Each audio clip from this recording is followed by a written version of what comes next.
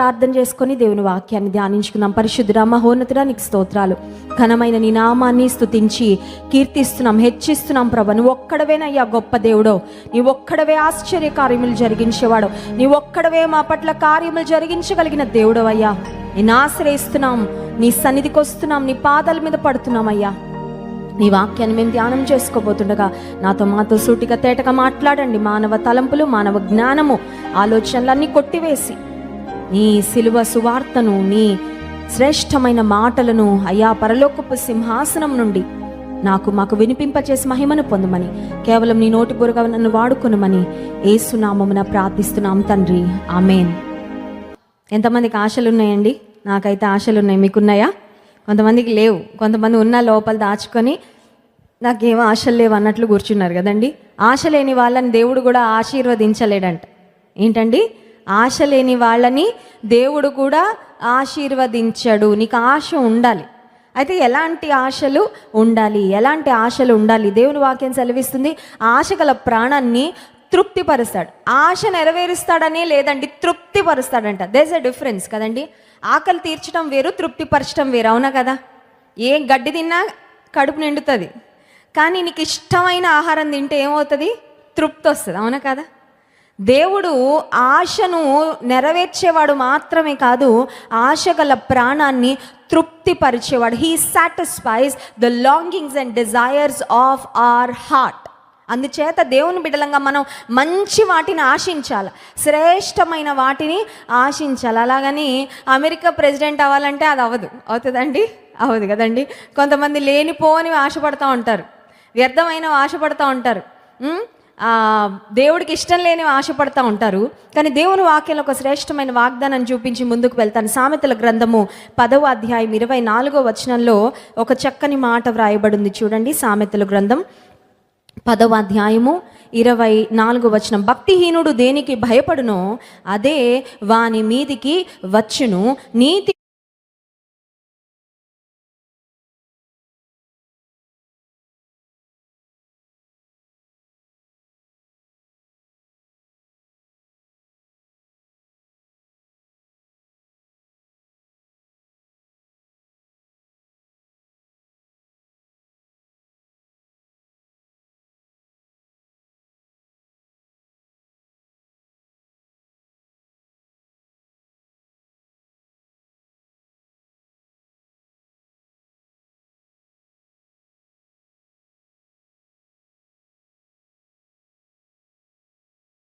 అంటే I am a museum of diseases అని చెప్పుకోవడం స్టార్ట్ చేశాడంట. ఏంటంట? నా దేహము వ్యాధులకు ఒక మ్యూజియం. మీకు ఏదైనా వ్యాధి చూడాలంటే నా దగ్గరకు వస్తే ఆ వ్యాధి నా దేహంలో ఉంది అని ప్రపంచంలో తను ఎక్కడికి వెళ్ళినా అందరికి చెప్తుండేవాడంట, నా దేహము I'm a museum of diseases. సరే, డాక్టర్ ఇతని వ్యాధులన్నిటి గురించి రిపోర్ట్స్ అన్నీ వచ్చాక చూసిన తర్వాత డాక్టర్ అన్నాడంట, నువ్వు ఎక్కువ కాలము బ్రతకవయ్యా, యూ వాంట్ లివ్ లాంగ్ అని చెప్పాడంట. అయితే ఈ మ్యూజియం ఆఫ్ డిసీజెస్గా ఉన్న వ్యక్తి దేవుణ్ణి నమ్ముకున్నాడు. హల్లెలూయా. ఇతని పరిస్థితి అయితే బాలేదు, కానీ శరీరం అయితే బాలేదు, కానీ ఆత్మ మాత్రం చాలా బలంగా ఉంది. హల్లెలూయా. శరీరం వ్యాధులతో ఉంది, శరీరం అనారోగ్యాలతో ఉంది, శరీరం బలహీనంగా ఉంది, but the spirit is strong. ఆత్మ మాత్రం బలంగా ఉంది. ఇతను డాక్టర్తో చెప్పాడంట, డాక్టర్ గారు, నేను నమ్మిన నా దేవుడు సజీవుడు, నా విమోచకుడు సజీవుడు, నన్ను బ్రతికించేవాడు ఆయనండి, ఆయన మాట మీద నేను నమ్మకం పెట్టుకుంటానని డాక్టర్కి చెప్పాడు. డాక్టర్ ఒక వెటకారపు నవ్వు నవ్వాడంట. చూడండి, కొన్నిసార్లు మన విశ్వాసం ఇతరులకు ఎలా ఉంటుందంటే ఒక హాస్యాస్పదంగా ఉంటుంది. పిచ్చా మీకేనా? మీకు సైన్స్ తెలీదా? మీకు అది తెలీదా, ఇది తెలీదా, ప్రపంచంలో ఏం జరుగుతున్నాయి వినట్లేదా, ఏంటి ఇలా మాట్లాడతారు అన్నట్టు చూస్తారు. ఆ డాక్టర్ కూడా అలాగే చూశాడు. చూసిన తర్వాత విశ్వాసంతో ఇతను వెళ్ళిపోయాడు. కొంతకాలానికి ఆ హెల్తీగా ఉన్న డాక్టర్ చనిపోయాడండి. ఈ మ్యూజియం ఆఫ్ డిసీజెస్ని మాత్రం దేవుడు ముసలితనం వరకు కాపాడాడు. హల్లెలూయా. ఎందుకు ఈ మాట చెప్తున్నానంటే, నీతిమంతుడు విశ్వాసం మూలముగా బ్రతుకును. You will not live based on any other factor. You will not live based on any of your external circumstances, but you will live by faith. నువ్వు విశ్వాసం కలిగి ఉంటే, నువ్వు ఏ దేవుని యందు విశ్వాసం ఉంచావో ఆ దేవుడు నిన్ను బ్రతికిస్తాడు, ఆ దేవుడు నిన్ను నడిపిస్తాడు, ఆ దేవుడు నిన్ను జీవింప చేస్తాడు. హల్లెలూయా. గౌతమ్ రెడ్డి గారి యొక్క మరణ వార్త నిజంగా చాలామంది హృదయాలను కలిచివేసింది. ఇప్పుడు అందరికీ భయం వేసేస్తుంది. ఏమనంటే అమ్మో హార్ట్ అటాక్లు ఎవరికైనా వచ్చేయచ్చు, ఎప్పుడైనా వచ్చేయచ్చు, ఎంత ఆరోగ్యపు నియమాలు పాటించినా, ఎంత ఎక్సర్సైజ్ చేసినా, ఎంత మంచి ఫుడ్ తీసుకున్నా ఇలా జరగచ్చేమో అనే ఒక భయం చాలా మందిలో ప్రారంభం అయిపోయిందండి. నిజమే, మన ఆరోగ్యాన్ని మనం ఎంత కాపాడుకోవాలని ప్రయత్నం చేసినా దేవుడు మనకిచ్చే ఆయుష్ వరకు మనము బ్రతుకుతాము అనే విషయాన్ని ఎప్పుడూ మర్చిపోకూడదు. అయితే నీవు నేను ఉంచవలసింది ఏంటంటే మన విశ్వాసము బలమైన స్థిరమైన విశ్వాసంగా ఉండాలి. Hallelujah. When your faith is strong, that faith will keep you going. నీ విశ్వాసం బలమైన విశ్వాసంగా ఉంటే ఆ విశ్వాసమే నీ బ్రతుకనే ఇంజిన్లో, నీ బ్రతుకనే వాహనానికి ఫ్యూయల్ లాగా అనమాట. హల్లెలూయా. వాహనం ఎంత మంచిదైనా ఫ్యూయల్ లేకపోతే బండి ముందుకు వెళ్తుందండి? నేను చాలా బాగున్నానండి, నేను చాలా బలంగా ఉన్నాను, నాకు చాలా డిగ్రీలు ఉన్నాయి, మాకు ఇది ఉంది అది ఉందని ఎంత ఉన్నా పర్లేదు, విశ్వాసం లేకపోతే నువ్వు ముందుకి వెళ్ళలేవు. విశ్వాసం లేకపోతే నువ్వు సాగిపోలేవు, దేవుని కొరకు సాగిపోలేవు. విశ్వాసం, నీతిమంతుడు విశ్వాసం మూలముగా బ్రతుకును. నీతిమంతుడు విశ్వాసం మూలంగా బ్రతుకును అనే మాట ఎందుకు ధ్యానం చేస్తున్నామంటే, నీతిమంతుడు ఆశించినది వానికి దొరుకునని ఉంది కదా. నేను ఆశించింది నేను పొందాలంటే, మీరు ఆశించింది మీరు పొందాలంటే మనం ఎలా బ్రతకాలా? విశ్వాసం మూలముగా బ్రతకాలి అనే మాట జ్ఞాపకం ఉంచుకోవాలి. ఇప్పుడు నీతిమంతులు అంటే ఎవరు? Who is righteous?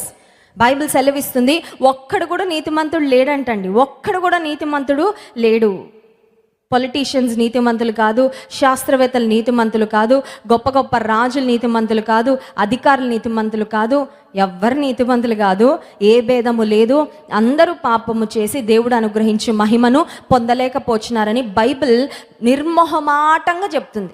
బైబిల్ అంట అబద్ధాలు చెప్పి మనల్ని ఆదరించదు, కానీ నిజం చెప్పి కొన్నిసార్లు బాధ పెడుతుందంట. హల్లెలూయా. నిజం చెప్పి నిన్ను నొప్పిస్తుందేమో, కానీ అబద్ధాలు చెప్పి నిన్ను కవర్ చేయదంట. బైబిల్లో అబద్ధాలు చెప్పే వెనకేసుకొచ్చే ఫిలాసఫీ లేదండి. బైబిల్లో ఎంత భక్తులైనా తప్పు చేస్తే, పాపం చేస్తే దేవుడు రాయించి పెట్టాడు అంతే. అయ్యో ఇలా జరిగిందా, నేను కవర్ చేద్దామని దేవుడు ఎవరిని కవర్ చేయలేదు. అబ్రాహము అబద్ధం ఆడాడా లేదా? తన భార్యని ఏం చెప్పాడు? చెల్లెలని చెప్పాడు. అమ్మో నా బిడ్డ అబద్ధం ఆడాడని చెప్తే నా పరువు పొద్దని దేవుడు అది ఏమైనా కవర్ చేశాడండి? అబ్రహాము అబద్ధం ఆడాడని రాయించి పెట్టాడు అంతే. దావీదు పాపం చేశాడు, దేవుడు రాయించి పెట్టాడా లేదా? ఎస్. మన పాపాలు దేవుడు కవర్ చేయడు. మన పాపాలు ఆయన రక్తం ద్వారా కడగడానికి ఆయన ఇష్టపడుతున్నాడు. హల్లెలూయా. నీవు రావాలి, ఒప్పుకోవాలి. ఒప్పుకొని విడిచిపెడితే మన పాపములను మనం ఒప్పుకొని నేడల ఆయన నమ్మదగిన వాడు, నీతిమంతుడు కనుక మన పాపములను క్షమించి సమస్త దుర్నీతి తీసేస్తాడంట. దుర్నీతి పోతే దేవుని నీతి వస్తుంది. హల్లెలూయా. నేను నీతిమంతురాలను అయ్యానండి, నేను కాదు, ఒరిజినల్గా కాదు. ఒరిజినల్గా నీతిగా ఉన్న ప్రోడక్ట్లు ఎవరు కాదు మనం, కానీ దేవుని రక్తం చేత కడుగబడిన తర్వాత, రక్షణ పొందిన తరువాత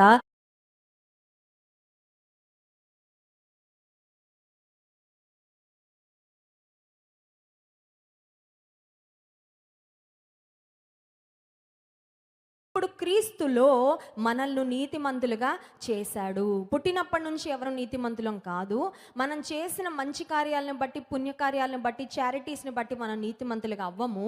కానీ దేవుని రక్తము చేత, యేసయ్య రక్తం చేత కడగబడిన తరువాత సమస్త దుర్నీతిని మనలో నుండి తీసివేసి, దుర్నీతి నుండి మనలను కడిగి, దేవుడు ఆయన నీతితో మనలను కప్పి, ఇప్పుడు రక్షణ పొందిన ప్రతి విశ్వాసి నీతిమంతుడే. హల్లెలూయా. ఇప్పుడు దేవుని వాక్యం సెలవిస్తుంది, నీతిమంతుడు ఆశించినది వానికి దొరుకును. నీతిగా ప్రభువును కలిగి నువ్వు జీవిస్తే, విశ్వాస మూలంగా నువ్వు బ్రతికితే, దేవుని మీద ఆధారపడుతూ ముందుకు వెళ్తే, దైవ చిత్తానుసారంగా నువ్వు ప్రార్థన చేస్తే, నీ ఆశలను ఖచ్చితంగా దేవుడు నెరవేరుస్తాడు. బైబిల్ గ్రంథంలో ఒక వ్యక్తి మనకు కనబడతాడు. ఆ వ్యక్తి దేవుడు ఏదొద్దన్నాడు దాన్నే ఆశించాడండి. కొన్నిసార్లు మనలో ఉన్న ఒక దుష్ట స్వభావం ఏంటంటే, దేవుడు ఏదొద్దంటాడు దాని మీద ఆశ ఆశ ఆశ ఆశ కలుగుతూ ఉంటుంది. దేవుడు ఏదో వద్దన్నాడో అది ఆశించి నష్టపోయిన వ్యక్తి యెహోషువ గ్రంథము 7వ అధ్యాయము 21వ వచనంలో మనం చూస్తాం. చూడండి, యెహోషువ గ్రంథము 7వ అధ్యాయము 21వ వచనం. దోపుడు సొమ్ములో ఒక మంచి షీనారు పై వస్త్రమును 200 తులముల వెండిని 50 తులముల ఎత్తుగల ఒక బంగారు కమ్మిని నేను చూచి వాటిని ఆశించి తీసుకొంటిని. అదిగో నా డేరా మధ్య అవి భూమిలో దాచబడి ఉన్నవి, ఆ వెండి దాని క్రింద ఉన్నదని ఉత్తరమిచ్చి తాను చేసినదంతయు ఒప్పుకొనెను. దేవుని ప్రజలలో ఆకాను అని ఒక వ్యక్తి ఉన్నాడండి. ఆకాను అనే వ్యక్తి దేవుని ప్రజలందరూ ఎరికో పట్టణం మీదకి యుద్ధం చేయడానికి వెళ్ళారు. యూజువల్గా యుద్ధానికి వెళ్ళినప్పుడు ఎవరైతే జయిస్తారో ఆ ప్రాంతంలో ఉన్న బెస్ట్ థింగ్స్ అన్నీ వాళ్ళు తీసుకొని వచ్చేస్తారనమాట. వాళ్ళతో పాటు అక్కడున్న పురుషులను సంహరిస్తారు. అక్కడున్న వెండి, బంగారు, విలువైన వస్త్రాలు, వాల్యుబుల్స్ ఏవైతే ఉంటాయో వాటన్నిటిని దోపుడు సొమ్ముగా తీసుకొని వచ్చేస్తారు. ఈ పర్టికులర్ ఇన్స్టెన్స్లో దేవుడు యుద్ధానికి వెళ్ళిన ప్రతిసారి మీరేం తీసుకోవద్దని చెప్పలేదు, కానీ ఎరికో పట్టణం మీదకి వెళ్ళినప్పుడు మాత్రం దేవుడు అన్నాడు, ఎరికో అనేది శపితమైన పట్టణము, ఎరికో పట్టణం మీదకి మీరు వెళ్తే మీకు జయాన్ని ఇస్తాను నేను కంపల్సరీ, కానీ ఆ పట్టణంలో మీరు ఏది ముట్టుకోవద్దు అని చెప్పాడు దేవుడు. కానీ ఇక్కడ ఏం జరిగిందంటే ఆకానంట చూచాడంటండి. ఏమేం చూచాడు అంటే షీనారు పైవస్త్రము, 200 తులముల వెండి, 50 తులముల ఎత్తుగల ఒక బంగారు కమ్మి చూశాడు. మనకు కూడా కొన్ని కనబడతా ఉంటాయి. 2000 రూపాయల నోట్ రోడ్డు మీద వెళ్తూ ఉండగానే కనబడితే అబ్బా దేవుడు నా కోసమే గిఫ్ట్గా పంపించాడని చూసి వెంటనే ఆశ కలుగుతుంది. ఆశ కలగగానే అటు ఇటు చూసి జేబులో పెట్టేసుకుంటారు, అంతే కదండి. కొంతమందికి ఒక ఆమెకు ఒక అలవాటు ఉందంట. అలవాటు ఏంటంటే బంగారు ఎక్కడైనా కనబడితే ఎత్తేస్తుందండి. అలవాటు అది. ఆమెకి లేదని కాదు, వాళ్ళ తండ్రి గారు మంచి ఉద్యోగం చేస్తాడు, ఆమె ఒంటి మీద చాలా బంగారం ఉంటుంది. ఎంత సొంత బంగారం, ఎంత ఎత్తేసిన బంగారం నాకైతే తెలీదు. బంగారం అంటే పిచ్చి. సరే ఒకళ్ళ ఇంటికి, స్నేహితుల ఇంటికి వెళ్ళింది. మామూలుగా బంగారం యూజువల్గా అందరు బీరువాలో పెట్టుకుంటారు, కానీ ఆ ఇంటి ఇల్లాలు ఎందుకో ఆ చైనో ఏవో తీసి బీరువా ఒక షెల్ఫ్ ఉంటే ఆ షెల్ఫ్లో పెట్టేసిందంటండి. అంటే మళ్ళీ బయటికి వెళ్ళేటప్పుడు వేసుకోవచ్చులే, మన ఇంట్లో ఎవరు దొంగలు ఉంటారనే ఉద్దేశంతో. సరే గెస్ట్లు వచ్చారని ఆవిడ తీసి దాచుకోలే అని అంత తట్టలేదు. వాళ్ళు డీసెంట్ ఫ్యామిలీయే, వాళ్ళు మంచి స్థితిలో ఉన్నవాళ్లే కదా అని అవి బయట ఉంచింది. ఈవిడ ఏం చేసింది, ఇంటికి వచ్చి అది వదినా ఇది వదినా అని కొంతమంది ఎంత బాగా కలిపేసుకుంటారు కదా, బంధుత్వాలు కలిపేసుకుంటారు. బాగా రాసుకొని పూసుకొని ప్రేమ చూపించేసినట్టు చూపించి ఆవిడ అలా కిచెన్లోకి వెళ్తే ఈవిడ ఇలా బ్యాగులు వేసేసుకొని వెళ్ళిపోయింది. వీళ్ళు వెళ్ళిపోయినప్పటి నుంచి కనిపించట్లేదు. అది కనిపించకపోతే వాళ్ళని అడగాల వద్దా? ఇప్పుడు చూడండి, కొంతమంది కొన్ని పనులు చేస్తారు, వాళ్ళు అడిగితే వాళ్ళకి కోపం వచ్చేస్తుంది. అవును కదా, కోపం వస్తుంది, ద్వేషం పెట్టుకుంటారు, మళ్ళీ మన గురించి బ్యాడ్గా చెప్తారు. చేసింది తప్పు, వాళ్ళు ఆ తప్పును కవర్ చేసుకొని మా మీద ఇలా వేశారండి, నింద అలా వేశారండి అని మాట్లాడే వాళ్ళు ఉంటారు. ఇప్పుడు వీళ్ళకి ఒక డైలమా, సందిగ్ధం, ఆ విషయం అడగాల వద్దా. కానీ ఇంకా వాళ్ళు తప్ప ఎవరు రాలేదు. సరే ఫైనలీ ఆమెను అడగకుండా వాళ్ళ భర్తను అడిగితే వాళ్ళ భర్త చెప్పాడంట, అక్క నా భార్యకున్న బలహీనత ఇది, ఆమెకున్న వీక్ పాయింట్ అంట. పెద్ద స్ట్రాంగ్ పాయింటే ఆమె వీక్ పాయింట్ అయిపోయింది కదండి. బంగారు ఎత్తడం అంటే ఏదైనా చిన్న విషయమా? ఎవరైనా కేసు పెడితే జైలుకి వెళ్తుంది, అంతే కదండి. దొంగతనము చేయడం పాపము. ఆమె చూస్తుంది, చూసిందల్లా ఆమె సొంతం అవ్వాలి అనే ఆశ. చాలామందికి ఈ రోజుల్లో ఇదే స్వభావము కనబడుతుంది. చూసిన అమ్మాయి నా సొంతం అవ్వాలి, చూసిన అబ్బాయి నా స్వంతం అవ్వాలి, చూసిన చీర నేను కట్టుకోవాలంతే, నాకు ఎన్ని చీరలు ఉన్నా పర్లేదు. కొంతమందికి అంతేనండి, ఎవరి దగ్గర ఏమైనా చూస్తే అది కావాల్సింది అంతే. దానికోసం ఎన్ని షాపులన్నా తిరుగుతారు, ఎన్ని అప్పులన్నా చేస్తారు, భర్తను ఎంత టార్చర్ అన్నా పెడతారు. యవనస్తులు ఉంటారు, కొత్త బైక్ లాంచ్ అవ్వగానే ఒక్కసారి మార్కెట్లోకి రాగానే చూస్తాడు, ఎవరో వేసుకొని వెళ్ళడం చూస్తాడు, ఇంకా కళ్ళల్లో పడిపోద్ది, ఇంకా నిద్ర పట్టదు, నిద్ర పట్టనివ్వడు. అమ్మా నాన్న కొనిస్తారా? చూశాను, నాకు అది కావాలి. ఇప్పుడు ఆకాను అదే చేశాడు. చూశాడంట, ఆశ కలిగింది, చూశాడు. చూశాక ఎన్నో చూస్తుంటాం, చూసినవన్నీ మన సొంతమా? చూసినవన్నీ మన కోసమా చెప్పండి? చూసిన ఆహార పదార్థాలన్నీ కడుపులో వేసుకుంటే ఏమవుద్ది?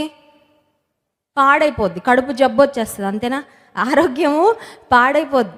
ఆ తర్వాత హాస్పిటల్ చుట్టూ తిరగాల. చూసిన ఆహార పదార్థాలన్నీ మన కడుపుకు కాదు, చూసిన వస్త్రాలన్నీ మనం ధరించుకోవడానికి కాదు. పైకి కనిపించిన మంచి వాళ్ళందరూ నీతో స్నేహితులుగా, they not meant to be your friends. అన్నీ నీవి కాదు, కొన్ని నీవి, కొన్ని నీ కోసం దేవుడు ఏర్పాటు చేశాడు, నీ కోసం శ్రేష్టమైన ఏర్పాటు చేస్తాడు. నీది కానిది నువ్వు చూడొద్దు, నీది కానిది నువ్వు చూసిన పదే పదే చూడొద్దు. కొంతమంది పదే పదే చూడగానే ఏం కలుగుతుంది? ఆశ కలుగుతుంది, అవునా కదా అండి? When something doesn't belong to you, don't look at it. నీది కానిది నువ్వు చూడొద్దు. ఎవరైనా కనుక అనవసరంగా చూస్తున్నట్టు ఉన్నా కూడా నువ్వు తప్పించుకోవడానికి ప్రయత్నము చేయాలి. కొంతమంది ఉంటారు, ఎవరో వీళ్ళని చూస్తుంటారు, ఫ్రెండ్స్ అంటారు నిన్నే చూస్తున్నాడే, ఆ పిల్లోడు నిన్నే చూస్తున్నాడు అంటే చూస్తున్నాడా లేదా అని ఈవిడ చూస్తుంది. ఏంటి మా ఫ్రెండ్స్ అందరూ చెప్తున్నారు ఎవరో నన్ను చూస్తున్నారని, చూస్తున్నాడా లేదా అని ఇలా చూస్తుంది. ఇప్పుడు ఆ అబ్బాయి వెళ్ళి అందరికీ ఏం చెప్పుకుంటాడంటే ఆ అమ్మాయికి కూడా నేనంటే ఇష్టం, అందుకే నా అమ్మాయి నన్ను ఇలా చూసింది అంటాడు. ఇంకా అక్కడ స్టార్ట్ అవుతుంది, ఇంకా అది ఎక్కడికో వెళ్ళిపోద్ది. అవునా కాదా? యవనస్తులకి ఇలాంటి విషయాలు జరగట్లేదా? It all starts with the look. కొన్నిసార్లు ఒక్క చిన్న చూపుతో ఎంత భయంకరమైన పరిస్థితిలో. హైదరాబాద్కు మీట్ అండ్ గ్రీట్కు మేము వెళ్ళాం. దాదాపు ఒక 300 కుటుంబాల వరకు దేవుని ప్రజలు వచ్చి కలిసి మరి ప్రార్థన చేయించుకున్నారు. కౌన్సిలింగ్ చాలామందికి ఇచ్చాము. చాలామందిని బలపరచడానికి దేవుడు సహాయం చేసేవారు. సాక్ష్యాలు పంచుకున్నారు. ఒక సహోదరు వచ్చి చెప్తుంది, ఒక్క అబ్బాయి అక్క చాలా నన్ను వదిలిపెట్టకుండా ఫాలో అయ్యాడు, నన్ను వెంటాడి పెళ్లి చేసుకున్నాడు, బాబు పుట్టాడు, చక్కగా ఉన్నాడు, ఆ కుర్రోడు వదిలిపెట్టి వెళ్ళిపోయాడు. పెళ్ళి అయిన సంవత్సరానికి వదిలిపెట్టి వెళ్ళిపోయాడు. ఇప్పటికి ఎక్కడున్నాడో తెలియదు. ఈమె కూడా చూసింది, ఈమె కూడా అనుకుంది పోన్లే నన్ను చూస్తున్నాడు కదా బాగా చూసుకుంటాడు జీవితం అంతా అనుకుని చూసుకోలేదండి.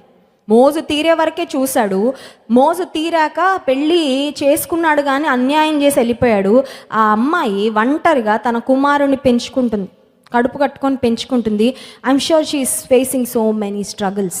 ఒంటరిగా ఒక స్త్రీ బిడ్డలను పెంచుకోవాలంటే అది చాలా కష్టం.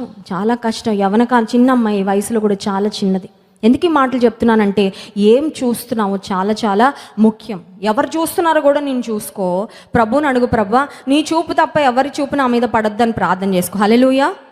అర్థమవుతుందండి? యవనస్తులు అంటారు కొంచెం మంచి ఫోటో దిగ్గానే అందరూ చూసేయాలని పెట్టేస్తుంటారు సోషల్ మీడియాలో. అందరూ చూడాల, అందరికి అక్కర్లేదు, అందరు నేను చూడక్కర్లేదు. ఆయన చూపు నీ మీద ఉంటే చాలు. హల్లెలూయా.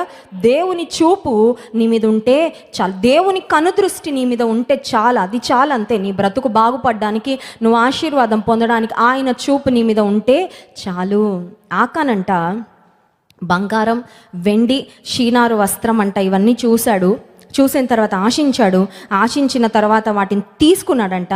తీసుకొని ఏం చేశాడు? దాచుకున్నాడంట. జీవితంలో ఏదైనా నువ్వు ధైర్యంగా చేస్తున్నావంటే ఒక ఇండికేషన్ అది కొంచెం కరెక్టే అని. కొన్ని మనం రహస్యంగా చేయాలనుకుంటాం, అదే ఒక ఇండికేషన్ అది పాపం అని. అర్థమవుతుందండి? కొంతమంది రహస్యంగా ఫోన్ మాట్లాడేస్తూ ఉంటారు. అంటే ఏంటి? నువ్వు స్పీకర్ పెట్టి ధైర్యంగా మాట్లాడలేకపోతున్నావు అంటేనే అది సరైన సంభాషణ కాదు. నువ్వు సరైన వ్యక్తులతో సంభాషణ చేయట్లేదు. నీ ఫోన్కి పాస్వర్డ్ వేసి మీ అమ్మకి నాన్నకి చెప్పకుండా, భార్యకి చెప్పకుండా, భర్తకి చెప్పకుండా ఉన్నావంటే ఆ ఫోన్లో ఏదో వ్యర్థమైన ఖచ్చితంగా ఉన్నాయి, డౌటే లేదు. తవ్వుతా ఉంటే బయటకు వస్తాయి అంతే. ఆ పాస్వర్డ్ దీపిచ్చి తెరిస్తే బయటకు వస్తాయి అంతే. ఇతను దేవుడు చెప్పిన పని చేసుంటే వాటిని తీసుకెళ్ళి డేరాలో ధైర్యంగా పెట్టుకునేవాడు, ధైర్యంగా షీనార్ వస్త్రాన్ని వేసుకొని తిరిగేవాడు. ఆ బంగారం వెండిని వాడుకునేవాడు కానీ తీసుకెళ్ళి డేరా కింద దాచిపెట్టాడంటండి. నీ జీవితంలో ఏమైనా దాచిపెట్టావా? హృదయంలో దాచిపెట్టేస్తారు కొంతమంది, కొన్ని బీరువాల్లో దాచిపెట్టేస్తారు, కొన్ని కిచెన్లో దాచిపెట్టేస్తారు. స్త్రీల కోసం చెప్తున్నా. వీళ్ళు గిన్నెల్లో ఏమైనా వేసిస్తే ఆ ఆహార పదార్థాలు తినేసి గిన్నెలు దాచేస్తారు. అది కూడా కరెక్ట్ కాదు, అది కూడా దొంగతనమే. నీకెవరైనా ఏమన్నా ఇస్తే బాక్స్ కూడా ఉంచుకోండి సిస్టర్ గారు అంటే బాక్స్ కూడా నీకే, లేదంటే బాక్స్ వెనక్కి ఇచ్చే. హల్లెలూయా. అర్థమవుతుందండి? చిన్న విషయాలలో దేవుని బిడ్డలు ఎట్లుండాలా? ఖచ్చితంగా ఉండాలా, కరెక్ట్గా ఉండాలా. నువ్వు మర్చిపోయావా? వాళ్ళు వచ్చి అడిగితే అయ్యో క్షమించండి సిస్టర్ గారు అని వెంటనే కొంతమంది అంటారు, వెతికిస్తానండి, చూస్తానండి, అది ఎక్కడ పోయిందో తెలియదండి, అక్కడే ఉంటుంది అది వెతకాల్సినంత అవసరమే లేదు. ఈవిడ చక్కగా దాన్ని వాడుకుంటుంది రోజు. ఇతరులది తీసేసుకొని దాన్ని స్వంతం చేసేసుకోవడము అది దేవుడు ఎప్పుడూ మెచ్చడు. దేవుడు వద్దన్నది చూశాడు, దేవుడు వద్దన్నది ఆశించాడు, దేవుడు వద్దన్నది ముట్టుకున్నాడు. పాపం.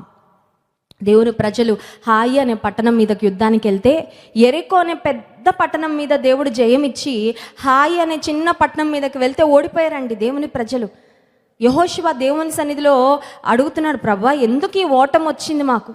ఎందుకు మాకు విజయం ఇవ్వలేదు, మాకెందుకు ఈ తలవంపులు అంటే దేవుడు అంటున్నాడు, మీలో ఒక వ్యక్తి తప్పు చేశాడు, దానికి నేను ఈ శిక్ష ఇస్తున్నాను. ఇంట్లో ఒక్కడు చెడిపోయినా వాడి పాపం యొక్క పర్యవసానాలు కొన్నిసార్లు ఇంట్లో అందరూ అనుభవించాలి. ఒక్క పురుగు చేరితే మనకు తెలుసు, ఒక్క పురుగు ఒక్క చెద మొదలు పెడితే ఇంట్లో ఆ చెదలు మొత్తం తినేస్తాయి, అవునా కదా? చిన్న టర్మైట్, చిన్న కాక్రోచ్ పిల్లలు పెట్టి దాని సంతానాన్ని అభివృద్ధి చేసుకొని మన కిచెన్లు, మన బెడ్రూమ్లు ఎన్ని పాడు చేస్తుందండి. చిన్న పాపం, ఇంట్లో ఒక్కళ్ళు తప్పిపోయినా, ఇంట్లో ఒక్కళ్ళు పాపం చేస్తున్నా కొంతమంది అనుకుంటారు, అమ్మ అనుకుంటుంది నేను ప్రార్థన చేసుకుంటున్నానుగా మా వాడు ఎటు పోయినా పర్లేదని. వాడు తెస్తాడు పాపాన్ని, వాడు తెస్తాడు శాపాన్ని, వాడు శపించబడి వాడు సఫర్ అవుతున్నా ఇంట్లో అందరూ బాధపడతాం కదండి. ఇంట్లో ఏ ఒక్కళ్ళు దేవుని శిక్షణ ఉగ్రతను అనుభవిస్తున్న అందరికీ బాధే, అది అందరికీ వేదనే, మనం మనశ్శాంతికి ఉండలేం. ఆకాను యొక్క ఒక్క ఆకాను చేసిన పాపము దేవుడు చూసి చూడనట్లుగా వదిలేయలేదు. కొన్ని మెషిన్స్ ఉంటాయంటండి, భూమి కింద ఉన్న మెటల్స్ని డిటెక్ట్ చేస్తాయంట. నేను ఒకసారి యుఎస్లో వర్క్ చేస్తున్నప్పుడు అక్కడ మందిరానికి వెళ్తుంటే ఒక ఆయన మెషిన్ పట్టుకొని ఖాళీ స్థలంలో ఇట్లా ఏదో చెకింగ్ చేస్తున్నాడండి.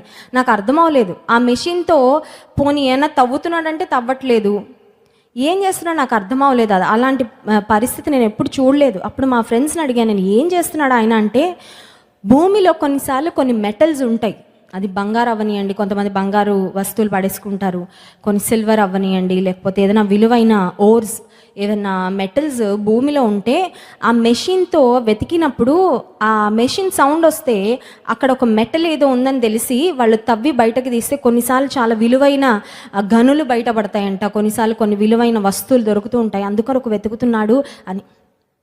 ఆకాను తన గుడారంలో దాచుకున్నాడు, కానీ దేవుడు ఏ మెషిన్ పెట్టకుండానే ఆయన కంటికి కనిపించిపోయిందండి. హల్లెలూయా. దేవుడు ముందు ఏమీ దాచలేము, దాచకూడదు, దాచలేము. దాచిన తర్వాత దొరికితే ఎంత అవమానంగా ఉంటుందండి, ఎంత అవమానంగా ఉంటుంది. పాపం పట్టుబడిన తర్వాత, పాపం బట్టబయలైన తర్వాత ఇక వాళ్ళ జీవితానికి పూర్వపు స్థితి ఎప్పటికీ రాదు.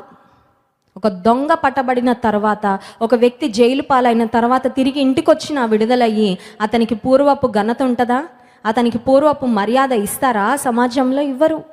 ఆకాను జీవితంలో అదే జరిగింది. దాచాడు, దేవుడు బట్టబయలు చేశాడు. అతను he desired, he wished, he wanted the wrong thing. దేవుడు ఏదొద్దన్నాడో అదే ఆశించాడు. దేవా నాలో ఏమైనా తప్పుడు ఆశలు ఉన్నాయా?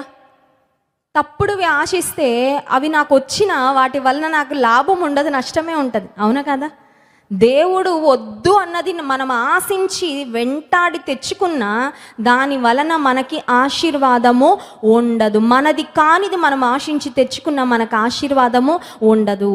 నీ చిత్తానుసారం కానిది నేను ఏమన్నా ఆశిస్తుంటే ఆశ దగ్గర నేను డిలీట్ చేసేస్తా. హల్లెలూయా. దాన్ని మళ్ళీ నెరవేర్పొచ్చి మళ్ళీ ఆ తర్వాత బాధపడి ఆ తర్వాత ఇంక ఇదంతా వద్దు నాకు. నేను నా ఆశని నేను సరి చేసుకుంటా. నేను తప్పుడు ఆశలు కలిగి ఉంటే నా ఆశలను నేను I want to correct them, నేను వాటిని సరి చేసుకుంటాను. తప్పుడు విషయాలను ఆశిస్తున్నట్లయితే వాటిని నా మనసులోంచి తీసివేసుకుంటాను. చెప్పడానికి సమయం లేదు, కానీ ఇంకొక అంశం చెప్పి ముగిస్తాను. అబ్రహాము కూడా తన జీవితంలో ఆశపడ్డాడండి. చూడండి, ఆదికాండం 15వ అధ్యాయము 1-2 వచనాలు చదువుకుందాం. Genesis chapter 15 versus 1 and 2. ఇవి జరిగిన తరువాత యెహోవా వాక్యము అబ్రహామునకు దర్శనమందు వచ్చి, అబ్రామా భయపడకుము, నేను నీకు కేడము, నీ బహుమానము అత్యధిక మగునని చెప్పెను. అందుకు అబ్రాము, ప్రభు అయిన యెహోవా నాకు ఏమి ఇచ్చిననేమి, నేను సంతానము లేనివాడనై పోవచ్చునానే, దమస్కు ఎలియజరే నా ఇంటి ఆస్తికర్త అగును కదా. అబ్రహాం అంటున్నాడు, దేవుడు అన్నాడు నేను నిన్ను, నీ కేడాన్ని, నీ బహుమానాలను అత్యధికం చేస్తానంటే అబ్రహాం అంటున్నాడు, అన్నీ ఇచ్చావయ్యా, కానీ అన్నీ ఇచ్చినా నాకు ఒక కొరత ఉంది, నాకు పిల్లలు లేరు, నాకు కావాలి. అబ్రహాము ఆశిస్తున్నాడండి. అబ్రహాము నీతిమంతుడు, అబ్రహాము విశ్వాసులకు తండ్రి. అబ్రహాము దేవునికి విధేయత చూపించిన వ్యక్తి. ఒక మాటలో చెప్పాలంటే దేవుని ముద్దు బిడ్డలు పాత నిబంధనలు కొత్త నిబంధనలు చాలామంది ఉన్నారు, వారిలో అబ్రహాము ఒకడు. అబ్రహాం అంటున్నాడు, నేను ఆశిస్తున్నానయ్యా, I seriously want a son, I seriously want a child. ఒక బిడ్డ ఖచ్చితంగా నాకు కావాలి. నువ్వు ఎలా చేస్తావో తెలీదు, ఎలా ఇస్తావో తెలీదు, నేనైతే నీ సన్నిధిలో ఆశిస్తున్నాను అని అబ్రహాం చాలా ఓపెన్గా, చాలా ట్రాన్స్పరెంట్గా దేవుని సన్నిధిలో తన మనసు విప్పి మాట్లాడుకున్నాడు. కొంతమంది స్నేహితుల దగ్గర మనసు విప్పి మాట్లాడతారు కానీ దేవుని దగ్గర మనసు విప్పి మాట్లాడరు. ఎందుకు మొహమాటం? స్నేహితులు మనసు విప్పి నువ్వు మాట్లాడుకున్నావు సలహా ఇస్తారేమో, వాళ్ళ ప్రయత్నం ఏదో చేస్తారేమో, కానీ ఖచ్చితంగా నువ్వు అడిగినది, నువ్వు కోరుకుంటున్నది వాళ్ళు నెరవేర్చలేరు. దేవుని దగ్గర మనసు విప్పి చెప్పుకుంటే ఆయన నీ కోరికను సిద్ధింపచేసి నీ ఆలోచన యావత్తును సఫలపరిచే దేవుడు. అబ్రహాము మనసు విప్పి చెప్తున్నాడు, ఏమిస్తే ఏంటి ప్రభువా, నాకు సంతానము లేదు, నాకు కావాలి. అబ్రహాం అడిగితే దేవుడు అనుకున్నాడు, నీతిమంతుడు ఆశించినది వానికి దొరుకును. హల్లెలూయా. ఆ వాగ్దానము అబ్రహాము జీవితంలో దేవుడు నెరవేర్చాడు. God satisfied his desire. ఆదికాండం 21వ అధ్యాయం మొదటి 2 వచనాలు మనం చదివితే, యెహోవా తాను చెప్పిన ప్రకారము షారాను దర్శించెను. యెహోవా తానిచ్చిన మాట చొప్పున షారాను గూర్చి చేసెను.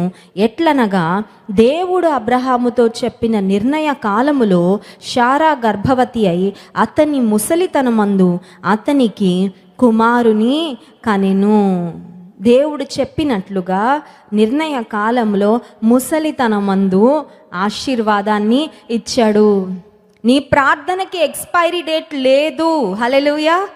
మందులకు ఎక్స్పైరీ డేట్ ఉంటుందేమో, వస్తువులకు ఎక్స్పైరీ డేట్ ఉంటుందేమో.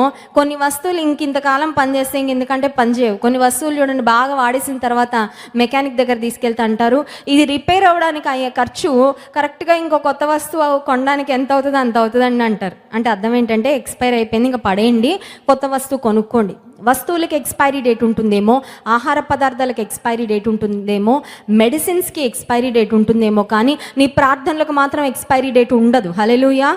నీ ప్రార్థనలకు ఎక్స్పైరీ డేట్ ఉండదు. నీ ప్రార్థనలకు ఫుల్ఫిల్మెంట్ డేట్ ఉంటుంది. హల్లెలూయా. అంటే ఏంటండి? ప్రార్థనకు నెరవేర్పు డేట్ ఉంటుంది, కానీ ఎక్స్పైర్ అయిపోయింది, ఇంక ఈ ప్రార్థన దేవుడు ఆలకించడు, వినడు, జవాబు రాదు అనే పరిస్థితే లేదు, లేనే లేదు. వృద్ధాప్యమందు శార యొక్క మృతతుల్యమైన గర్భంలో దేవుడు జీవాన్ని పెట్టి ఒక మంచి బిడ్డను దేవుడు పెంచాడు. చాలామంది డాక్టర్స్ ఏమంటారంటే, లేట్ కన్సెప్షన్స్, ఎవరైనా 40 దాటిన తర్వాత, 50 దాటిన అంటే కొంచెం వయసు పైబడిన తర్వాత కన్సీవ్ అయితే అంత హెల్దీ బేబీస్ పుట్టడానికి అవకాశాలు తక్కువ అని చెప్తారు. ఆ బిడ్డలకి ఏదైనా ఆరోగ్య సమస్యలు వచ్చే అవకాశం ఉంటుందని. మృతతుల్యమైన శార గర్భంలో హెల్దీ బేబీ పెరిగాడండి. హల్లెలూయా. Healthy baby. ఆ హెల్దీ బేబీలోంచి మళ్ళీ ఇంకెంతమంది వచ్చారు? వంశాలు వచ్చాయండి, వంశాలు వచ్చాయి, రాజులు వచ్చారు. దేవుడు ఇస్సాకుని ఎంత ఆశీర్వదించాడంటే, ఇస్సాకు అబ్రహాము యొక్క ప్రార్థన ఫలము. హల్లెలూయా. నీ జీవితంలో నీ కళ్ళ ఎదుట నీ ప్రార్థన ఫలాలను దేవుడు చూపించబోతున్నాడు. నమ్మిన వారి స్తోత్రం చెప్దాం. హల్లెలూయా. You will see the fulfillment of your prayers. You will see the fruit of your prayers. నేను అనుకుంటాను, అబ్రహాం జీవించినంత కాలం ఇస్సాకు ఇంట్లో కదులుతున్నప్పుడు, తప్పటడుగులు వేస్తున్నప్పుడు, నాన్నని పిలుస్తున్నప్పుడు, ఆయా పనులు చేస్తున్నప్పుడు అబ్రహాము ఒకటే ఆలోచన వచ్చి ఉంటుంది, నా ప్రార్థనలకు జవాబు వీడంతే. Answer to prayers. ఆశను నెరవేర్చిన దేవుడు. ఉపవాస ప్రార్థనకు వచ్చిన మనము ఏ ఆశలతో వచ్చాం? దేవుని చిత్తానుసారం కానీ ఆశలైతే డిలీట్ చేసి పడేద్దాం.